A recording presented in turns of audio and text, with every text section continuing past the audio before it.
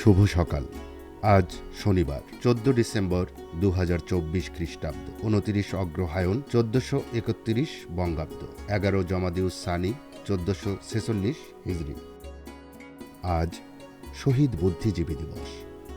মুক্তিযুদ্ধের শেষ লগ্নে 10 থেকে 14 ডিসেম্বরের মধ্যে ঢাকা বিশ্ববিদ্যালয়ের ক্যাম্পাস ও বিভিন্ন স্থান থেকে শিক্ষক, সাংবাদিক, চিকিৎসক, সংস্কৃতি কর্মী সহ বিভিন্ন পেশার বরেণ্য ব্যক্তিদের অপহরণের পর হত্যা করা হয়। 1971 সালে পাকিস্তানি হানাদার বাহিনীর হত্যাকাণ্ডের শিকার হন ভাষা সৈনিক, বিশিষ্ট বাঙালি নাট্যকার, শিক্ষাবিদ, সাহিত্য সমালোচক মুনীর চৌধুরী। 1971 সালে পাকিস্তানি হানাদার বাহিনীর হত্যাকাণ্ডের শিকার হন ভাষা সৈনিক, রাজনীতিবিদ, সাংবাদিক ও সাহিত্যিক শহীদুল্লাহ কায়সার। 1971 সালের 14 ডিসেম্বর বীরশ্রেষ্ঠ ক্যাপ্টেন মহিউদ্দিন জাহাঙ্গীর প্রয়াত হন। ভাষা আন্দোলনের রূপকার মোহাম্মদ সুলতানের জন্মদিন আজ। সুরকার, সঙ্গীতশিল্পী ও গণসাংস্কৃতিক সংগঠক হেমাঙ্গ বিশ্বাসের জন্মদিন।